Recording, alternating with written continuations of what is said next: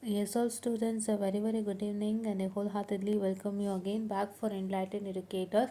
And ಇವಾಗ ಬಂದು ಮತ್ತೊಂದು ಅಪ್ಡೇಟ್ ಬಂದಿದೆ, that is fifth semester revaluation.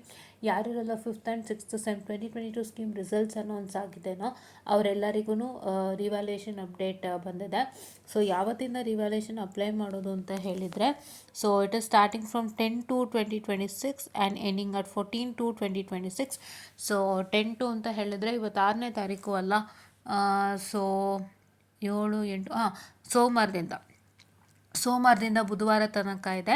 And 17/2 ಆದಮೇಲೆ 15, 16, 17 ಎಲ್ಲ ಪೆನಾಲಿಟಿ ಫೀ ಅಂದರೆ ₹500 ಪೆನಾಲಿಟಿ ಫೀನ ಕಟ್ಟಬೇಕಾಗತ್ತೆ. ಸೊ ಇದು ನಿಮ್ಮ ರಿವ್ಯಾಲ್ಯೂಯೇಷನ್ ಅಪ್ಡೇಟ್ ಆಗಿರುತ್ತೆ. ರೆಗ್ಯುಲರ್ ಮತ್ತು ಅರಿಯರ್ಸ್ಗೂ ಕೂಡ ಆಗುತ್ತೆ, ಬಿಕಾಸ್ 2022 ಸ್ಕೀಮ್ ಆಗಿರೋದ್ರಿಂದ ಅರಿಯರ್ಸ್ಗೂ ರಿಸಲ್ಟ್ಸ್ ಅನೌನ್ಸ್ ಮಾಡಿದ್ದಾರೆ. ಸ್ಕೀಮ್ ವ್ಯತ್ಯಾಸ ಇಲ್ಲ, ಸೊ ಹಂಗಾಗಿ ಅರಿಯರ್ಸ್ಗೂ ಅನೌನ್ಸ್ ಮಾಡಿದ್ದಾರೆ. ಅಂದರೆ ಈಗ ಯಾರು 7th ಸೆಮ್ಮಲ್ಲಿ ಇದ್ದಾರಲ್ಲ ಮಕ್ಕಳು, ಅವ್ರು ಯಾವುದಾದ್ರು 5th ಸೆಮ್ ಬ್ಯಾಕ್ ಇಟ್ಕೊಂಡಿದ್ರೆ ಅವ್ರಿಗಾಗಿ ರಿಸಲ್ಟ್ಸ್ ಅನೌನ್ಸ್ ಆಗಿದೆ ಕೂಡ. ಸೊ ಅವರೆಲ್ಲರೂ ಅಪ್ಲೈ ಮಾಡ್ಬೋದು. ಆ್ಯಂಡ್ ಮತ್ತೊಂದು ಪ್ರಶ್ನೆ ತುಂಬ ಜನ ಕೇಳ್ತೀರಾ, ಮ್ಯಾಮ್ ನಾನು ಅಪ್ಲೈ ಮಾಡ್ಬೋದಾ ರಿವ್ಯಾಲ್ಯೂಯೇಷನ್ಗೆ, ನಾನು ಅಪ್ಲೈ ಮಾಡ್ಬೋದಾ ಅಂತ. ಸೊ ಇದನ್ನು ತುಂಬ ಜನ ಕೇಳ್ತೀರಿ, ಆದಷ್ಟು ವಿಷಯ ತಿಳಿಸಿದ್ರು ಕೂಡ. ಸೊ ನಾನು ಮತ್ತೊಮ್ಮೆ ಹೇಳ್ತೀನಿ, ಕೇಳಿಬಿಡಿ. If you are 100% sure and sure ಆಗಿದ್ದೀರಾ, ಕಾನ್ಫಿಡೆಂಟ್ ಆಗಿದ್ದೀರಾ, ನಾನು ಚೆನ್ನಾಗಿ ಬರ್ತಿದ್ದೀನಿ, I am sorry something happened, okay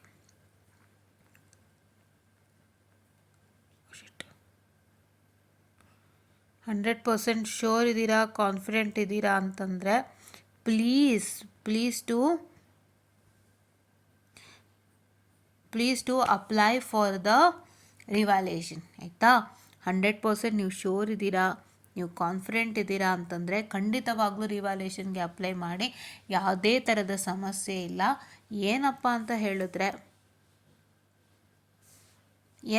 ಹೇಳಿದ್ರೆ ಒಂದನ್ನು ಅರ್ಥ ಮಾಡ್ಕೊಳ್ಳಿ, ದಯವಿಟ್ಟು ಒಂದನ್ನು ಅರ್ಥ ಮಾಡ್ಕೊಳ್ಳಿ. ಸೊ ನೀವು ಫಸ್ಟು ಮೊದಲಾಗಿ ಎಲ್ಲ ನಾನು ಪರ್ಫೆಕ್ಟಾಗಿ ಬರ್ತಿದ್ದೀನಿ ಚೆಕ್ ಮಾಡ್ಕೊಳ್ಳಿ. ಅಮೌಂಟು ಸುಮ್ಮನೆ ಕೊಡೋ ಅಂಥದ್ದಲ್ಲ, ಆಯಿತಾ. ನೀವು ಕೊಡೋ ಅಮೌಂಟಿಗೆ ಏನಾದರೂ ಒಂದು ಬೆನಿಫಿಷರಿ ಆಗಲೇಬೇಕಲ್ಲ.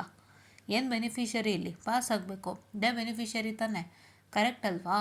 ನೀವು ರಿವ್ಯಾಲ್ಯೂಯೇಷನ್ 600 ಕೊಡ್ತೀರಿ, 400 ಫೋಟೋ ಕಾಪಿ ಕೊಡ್ತಿದ್ದೀರಾ ಅಂದರೆ it should benefit for you. ಇದಕ್ಕೆ ಫಸ್ಟು ನೀವು ಬರ್ದಿರೋದನ್ನೆಲ್ಲ ಪ್ರಾಪರಾಗಿ ಚೆಕ್ ಮಾಡ್ಕೊಳ್ಳಿ, ಎಲ್ಲ ಸರಿಯಾಗಿ ಬರ್ದಿದ್ದೀನಾ, ನಾನು 100% ನಾನು ಬರ್ದಿರೋದು ವರ್ತಿದೆಯಾ, ನನಗೆ ಮಾರ್ಕ್ಸ್ ಸಿಗುತ್ತಾ ಚೆಕ್ ಮಾಡ್ಕೊಂಡು ಹಾಕಿ.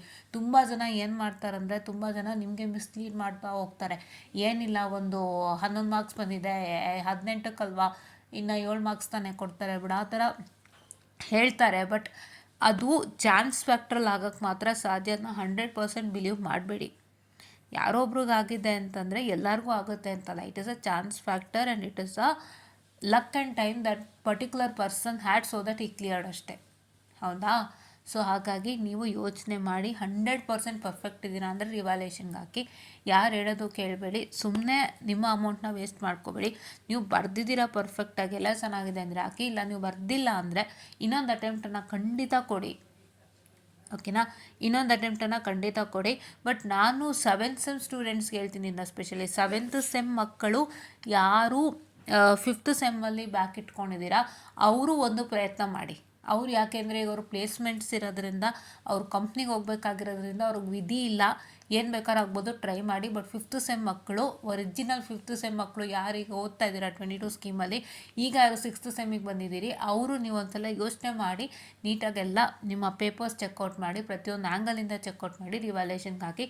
ಬಟ್ 7th ಸೆಮ್ ಮಕ್ಕಳು ಯಾರು ಫಿನಿಷ್ ಮಾಡಿ 8th ಸೆಮ್ಗೆ ಹೋಗ್ತಾ ಇದ್ದೀರಾ ಮತ್ತು ಯಾರು 5th ಸೆಮ್ ಬ್ಯಾಕ್ ಇಟ್ಕೊಂಡಿದ್ದೀರಾ ಅವರು ಏನು ಯೋಚನೆ ಮಾಡಿದಂತೆ ದಯವಿಟ್ಟು ರಿವ್ಯಾಲ್ಯೂಯೇಷನ್ಗೆ ಹಾಕಿ. ಬಿಕಾಸ್ ನಿಮಗೆ ಪ್ಲೇಸ್ಮೆಂಟು ಇರೋದ್ರಿಂದ, ಸೊ ಒಂದು ಸಬ್ಜೆಕ್ಟ್ ಬ್ಯಾಕಿಂದ ನಿಮ್ಮ ಪ್ಲೇಸ್ಮೆಂಟಿಗೆ ಸಮಸ್ಯೆ ಆಗ್ಬೋದು.